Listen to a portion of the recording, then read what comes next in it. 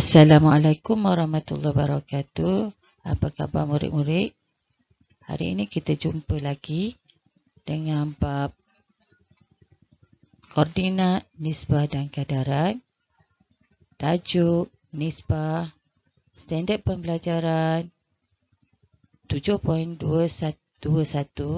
mewakilkan hubungan di antara dua kuantiti dalam nisbah 1 nisbah 1 hingga 1 nisbah 10, 1 nisbah 100 dan 1 nisbah 1000. Okey, boleh merujuk buku teks muka surat 218. Okey, kita lihat situasi yang pertama di mana kita lihat ada perbualan di antara ibu dan anak untuk membuat kuih lapis. Okey, bahan-bahan yang digunakan ialah 2 cawan tepung beras, 1/2 cawan tepung gandum, 1/2 cawan tepung jagung, 1 cawan santan pekat, 3 cawan air, 1 cawan gula pasir, 1/2 sudu teh garam, sedikit berwarna merah dan perisa ros. Okey, kita lihat soalan yang pertama. Di mana A, berapakah nisbah bilangan cawan gula pasir kepada bilangan cawan santan? Okey, cawan gula pasir dan cawan santan. Okey, di sini dia menggunakan sukatannya adalah cawan. Untuk penggunaan nisbah, kita menggunakan unit yang sama. Kita gunakan unit yang sama. Jika tak sama unit, kita kena samakan unit. Okey, nisbah ialah, kita boleh kata di sini adalah nisbah ialah perbandingan di antara dua kuantiti yang mempunyai unit yang sama. Okey, menggunakan unit yang sama. Okey, jadi di sini dari soalan A ini, berapakah nisbah cawan gula pasir kepada cawan santan? Perkataan cawan ialah unit yang sama. Okey, nisbah 1/1 ditulis sebagai 1 titik bertindih 1. 1 titik bertindih 1. Itu 1 nisbah 1. Okey, nisbah bilangan cawan gula pasir kepada bilangan cawan santan pekat ialah 1 nisbah 1. Okey. 1 cawan gula pasir kepada 1 cawan santan pekat dinyatakan sebagai nisbah 1/1. Nisbah 1/1. Okey, kita boleh sebut nisbah 1/1. Kita tulis 1 titik bertindih 1. Okey, B. Nyatakan nisbah bilangan cawan gula pasir kepada bilangan cawan tepung beras. Okey, gula pasir dan tepung beras. Kita ada gula pasir 1 cawan, manakala kita ada 2 cawan tepung beras untuk membuat kuih lapis. Jadi di sini nisbah 1/2 ditulis sebagai 1 titik bertindih 2.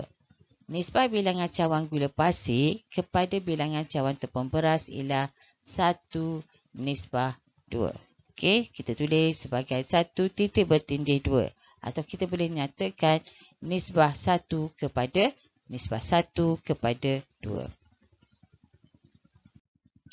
Okey, seterusnya kita tengok situasi yang kedua. Okey, bilangan buku cerita yang dibaca dalam seminggu oleh 4 orang murid. Bilangan buku yang dibaca dalam seminggu oleh 4 orang murid, iaitu Janaki, Sherry, Kon dan Nora. Okey, bilangan buku yang dibaca oleh Janaki adalah 1, Sherry ada 4, Kon ada 6, Nora ada 5. Okey, nyatakan nisbah bilangan buku cerita Janaki kepada Nora. Kita tahu Janaki ada 1, Nora ada 5. Jadi kita tulis 1 titik bertindih 5.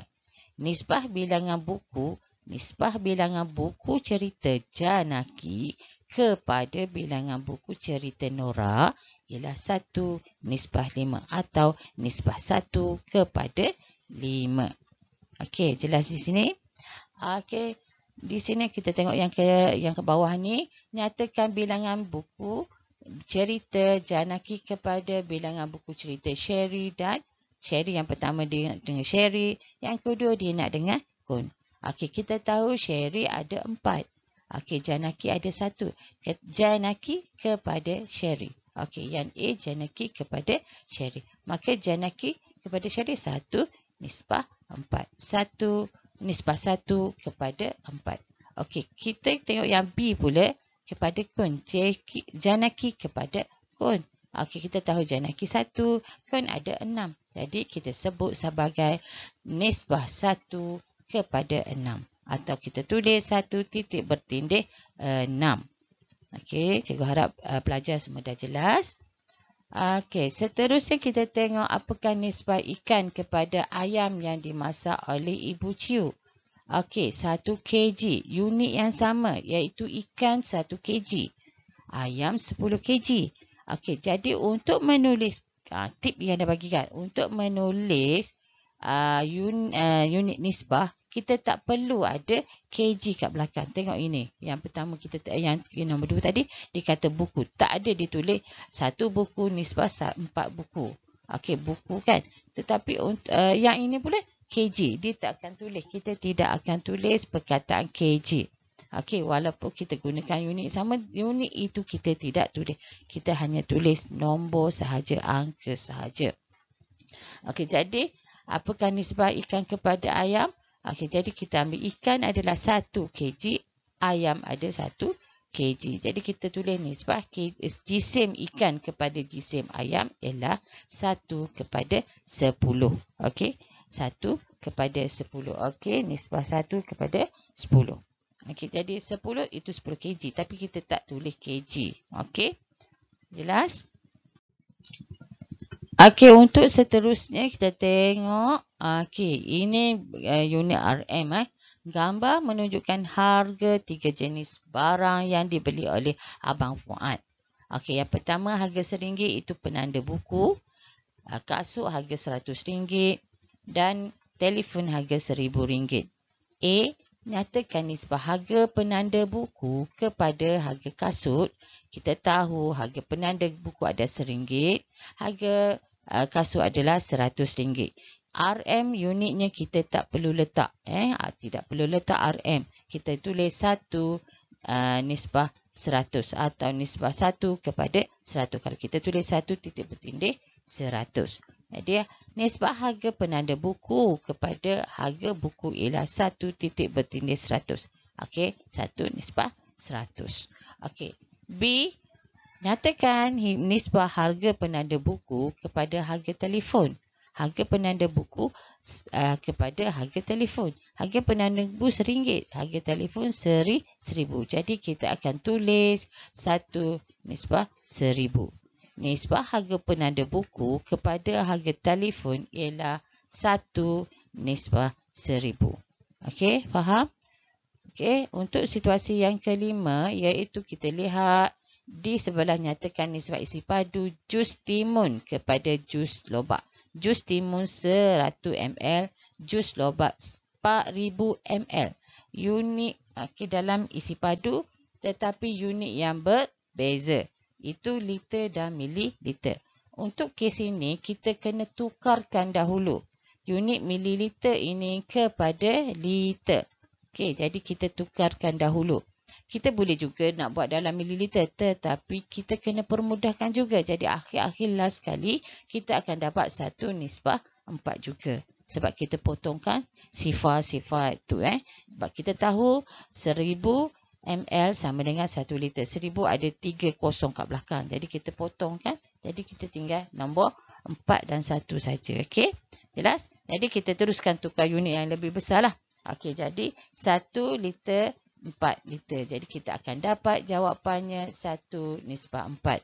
Nisbah isi padu jus, okey, nisbah isi padu jus timun kepada jus lobak ialah 1 nisbah 4. Okey. Okey, untuk jisim betik, dia kata ini persoalan dia. Jisim betik 1 kg, jisim kelapa 1000 gram. Okey, kita tahu. Dia kata betul kat kita nak tulis ni. Jisim betik kepada jisim kelapa ialah 1 nisbah 1000. Okey, yang pertama kita kena tengok unit. Okey, unit ini kg, yang ini gram. Okey, kita tahu unit kg dengan gram. Okey, kita ambil unit yang lebih besar. Jadi gram ini kita tukar kepada kg. Kita dapat yang gram ini adalah kita dapat 1 kg. Okey, kita dapat 1 kg. Okey. Okey, so persoalan ni sama, boleh kita terima atau tidak? Okey, tidak boleh terima kerana, okey, ini kerana 1 kg sama 1000 gram. Maka kita hendaklah samakan unitnya dahulu, iaitu tukar kepada kg. Okey, so kita akan dapat jawapannya 1:1. Unit tak perlu kita letak. Okey, faham pelajar murid-murid semua? Okey. Okey, kita last sekali kita tengok pula. Akhir sekali kita tengok uji diri kita. Uji diri ini, okey, yang pertama. Gambar menunjukkan sebuah pasu bunga. Nyatakan nisbah bilangan bunga ros kepada bilangan bunga tulip. Okey, kita ada ros 1, bunga tulip ada 3. Jadi kita tulis 1:3. B pula bilangan bunga ros kepada bilangan matahari. Ros kita dah tahu 1 dan matahari ada berapa warna orange ni? Ada 2. Okey, kita ada 2. Jadi 1:2. Okey, bagi yang kedua, soalan yang kedua, jadual menunjukkan bilangan panjang dawai RST. R 1 mm, S 1 cm dan T 1 meter. Nyatakan nisbah panjang dawai R kepada panjang dawai S. R dan S.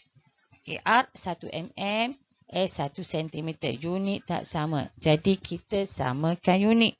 Okey, 1 cm, 1 mm. Yang mana bersesuaian? Mm. Kita kena ikut mm. Okey, sebab mm nak pergi ke cm tak boleh kita dapat sifar populan sifar 1 kan? Sifar populan sifar populan 1. Okey, so kita akan pergi kepada mm. Jadi kita akan dapat jawapan dia. Kita tahu 10 mm sama dengan 1 cm. Jadi sini kita dapat 10 tukar unit kepada mm dahulu. Okey, so kita akan dapat 1:10 unit, tak perlu kita letak. Okey, yang kedua pula panjang dawai S kepada panjang dawai T. Kita tahu S cm, T mm. Jadi kita tahu 100 cm menjadi 1 meter. Kita jadikan ia 100